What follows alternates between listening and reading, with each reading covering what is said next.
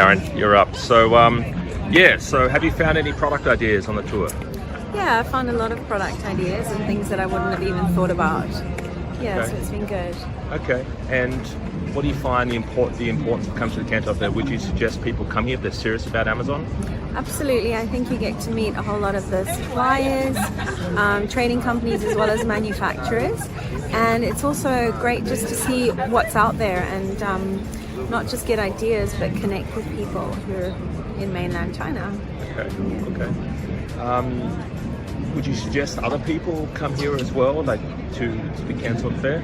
Yeah, I think it's great because not only do you get to meet the manufacturers and suppliers, you get to network with other people who are also in the business, either starting out or who are really successful. So it's all around a great experience. Great.